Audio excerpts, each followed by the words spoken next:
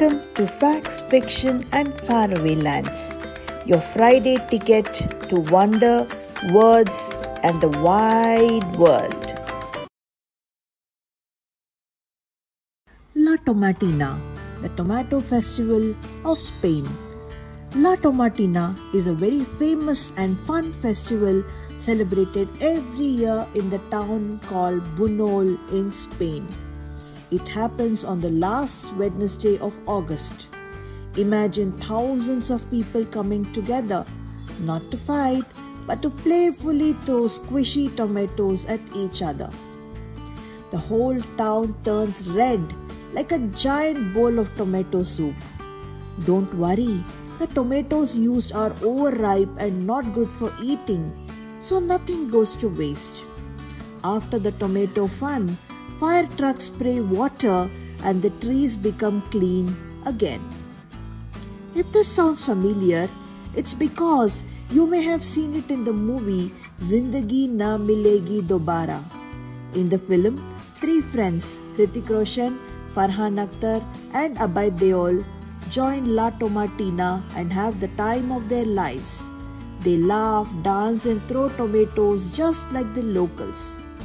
That movie made many Indians curious about this colorful Spanish festival. So, La Tomatina is not just about throwing tomatoes.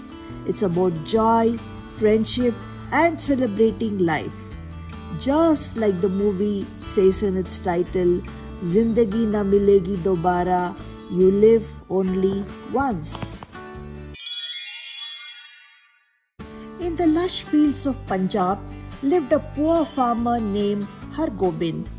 His land was small, his harvests were meager, and he and his wife often had to count every grain before cooking a meal.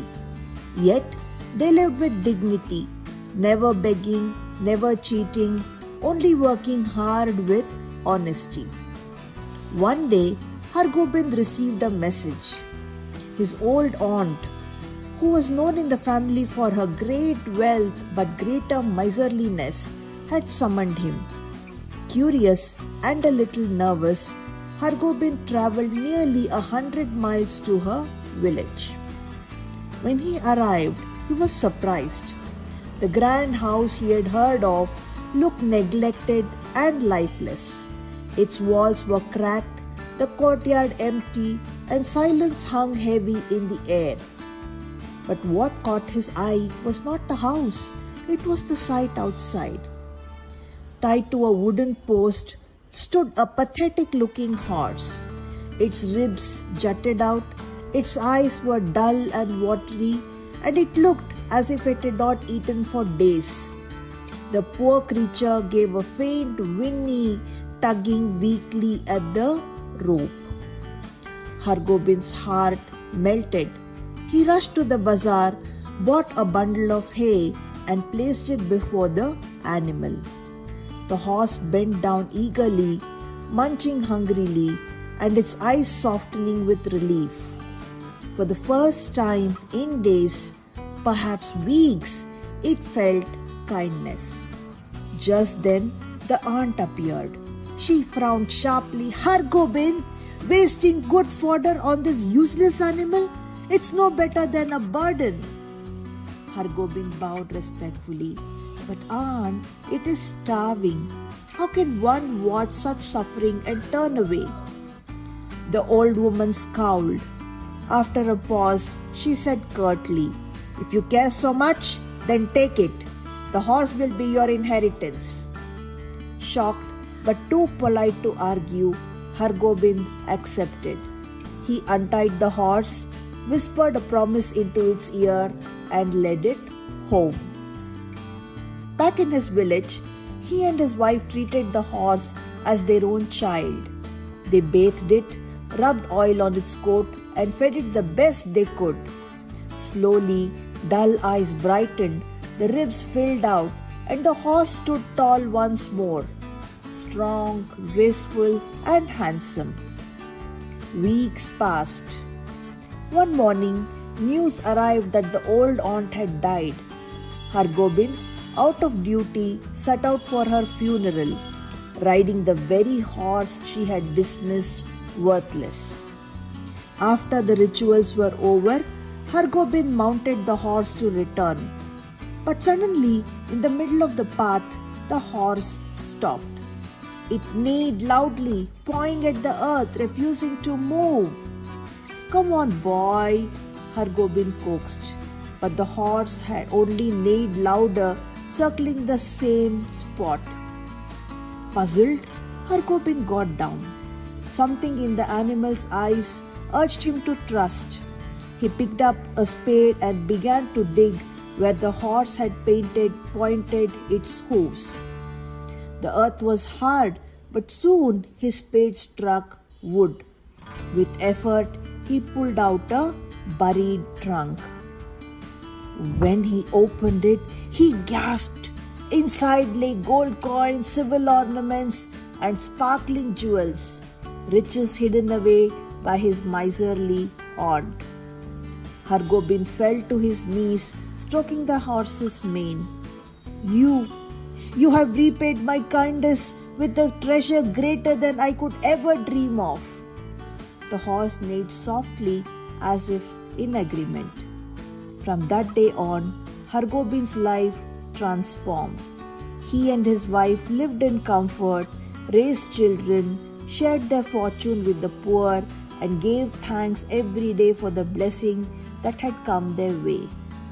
And through it all, the horse remained by their side, no longer weak, no longer forgotten, but cherished as the true guardian of their fortune. This was the horse's blessings. Did you know that India is called the land of spices? For thousands of years, traders from all over the world came here to buy pepper, cardamom, cinnamon, and many more flavors. Spices were as precious as gold. They made food tastier and were even used as medicine. So, it's no surprise that Asia's largest spice market is right here in India. It's called Khari Baoli and it's in Delhi. This bustling market is more than 400 years old. It was built by Fatehpuri Begum, one of Emperor Shah Jahan's wives. Yes, the same Shah Jahan who built the Taj Mahal. Even today, Khari Baoli is bursting with colors and aromas. Imagine lanes filled with sacks of red chilies, golden turmeric, green cardamom and dried fruits. Thousands of sellers and buyers come here every day, keeping alive a tradition that began centuries ago. Walking through it feels like stepping into a magical kitchen where every corner tells the story of India's flavorful past. Word of the week. First pot. We spell it as F-U-S-S-P-O-T. A fusspot is someone who worries too much about little things or makes a big deal about small problems. Think of it like this. Imagine your friend refuses to eat the sandwich because the bread crust isn't off, or they keep adjusting their socks until they feel just right. That's being a fusspot. Example, don't be such a fusspot. The paint smudge is so tiny, no one will notice. Fun fact, the fusspot has been around since the 19th century. Fuss means to worry or complain.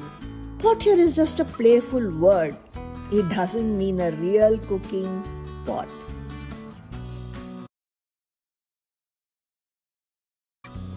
Wit of the week. What's a cat's favorite color? Purple.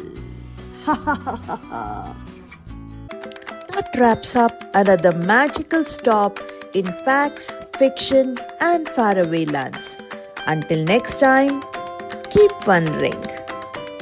If you loved today's journey, don't forget to tap like, hit subscribe, and share it with your family and friends.